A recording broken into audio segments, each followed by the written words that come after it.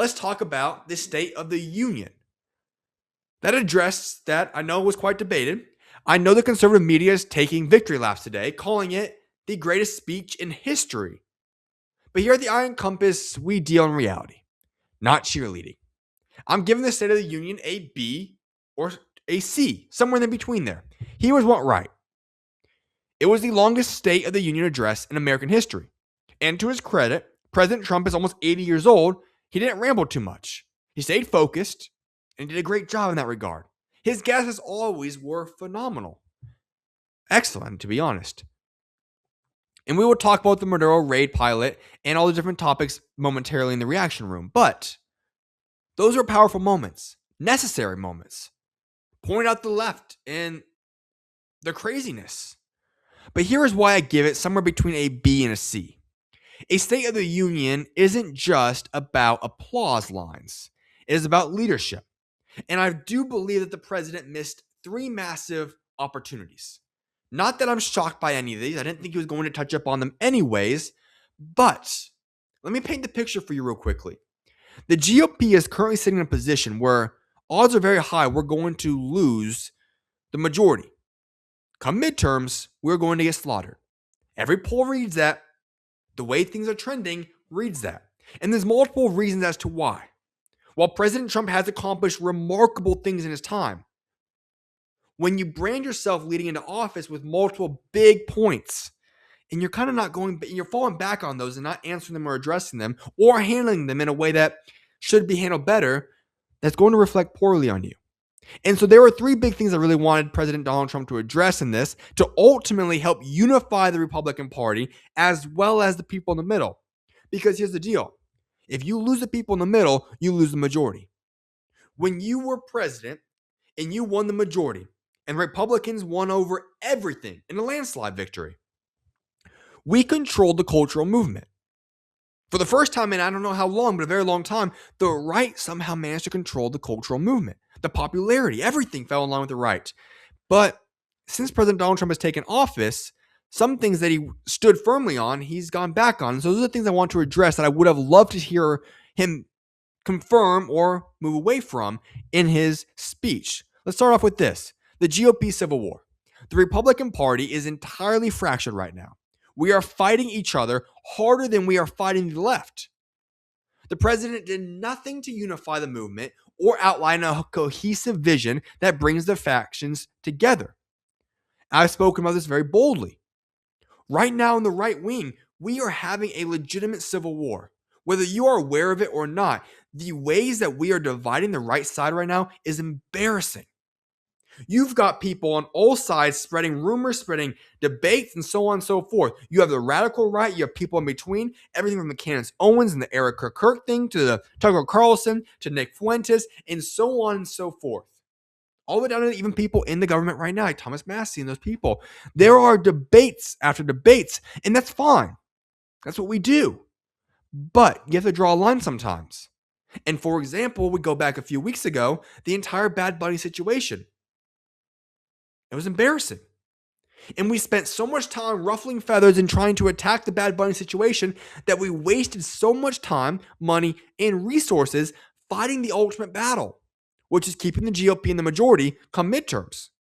We lost that battle because we wasted so much time on Bad Bunny instead of fighting the left. Idiotic. I pointed that out at the time, and now we're starting to see it come to fruition more and more. Part number 2, the Epstein files. We have demanded accountability.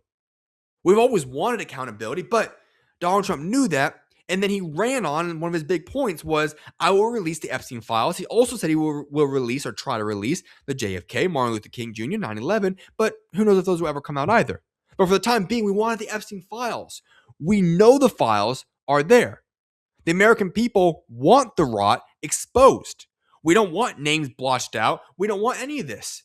Regardless of which party the names belong to, we want the names. He completely ignored it. It's one of the biggest talking points on the news and social media, and yet President Donald Trump didn't bring it up. Listen, I get why. He's been against it since the beginning. But if your big job was to unify the Republican Party, One of the biggest things currently splitting us apart, as well as turning off so many people in the middle, is your inability to address the Epstein files. If you were to come out there and say, you know what, I'm releasing them all, not redacted except for the victims' names, that would have been a huge win for the Republican Party. But he didn't even bring it up. And lastly, as we discussed earlier, we are on the brink of a massive Middle Eastern conflict. He completely sidestepped explaining to the American people why we are building up forces and what the exit strategy is. And I understand this. No, we don't need the whole full game plan. But here's what we do need. If you're going to try to get the American people to get dragged into another Middle Eastern war in any capacity, because if you just go out there and bomb the nuclear facilities once again, they will build it up. Whether you realize it or not, people, the amount of uranium and capabilities of Iran and anywhere in the Middle East are incredible. You can't just eliminate the nuclear program. So really, you're asking for regime change, which means you're going to most likely have to put boots on the ground.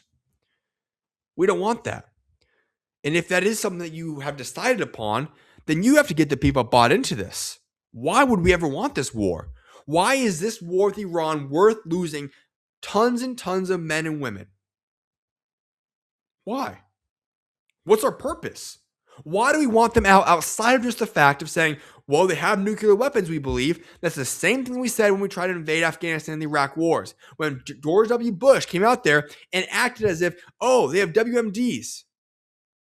No, they didn't. And yet we lost all these lives because we were trying to expose and get rid of these countries' leaderships that had WMDs, when in reality, they never had them. So we're going to repeat this process once again because most likely somebody's leaking this information, whether it be accurate or not, to try to get us in war with Iran. I don't think so. It was not wise. People want guidance. In fact, that's what Proverbs chapter 11, verse 14 says. Where there is no guidance, a people fall, but in the abundance of counselors, there is safety. We don't need a cheerleader right now. We need a watchman. The speech was good. It was good for television, entertaining, but it left the hardest questions in America completely unanswered. And that's the reason I gave it a B or even maybe a C at the least. Good speech. Not the best speech ever. Good speech. Entertaining speech. Many great moments. But at the same breath, he failed to mention a lot of the big things. And that is a problem. We're navigating some rough waters in this culture, and we need everyone on deck. If you appreciate the direction we're heading, subscribe and hit the like button to help us hold the line. Comment below. I want to know where you stand. If you're listening on audio, leave a 5-star review. Finally, share this video to help others find true north. Stay the course, and I'll see you next time.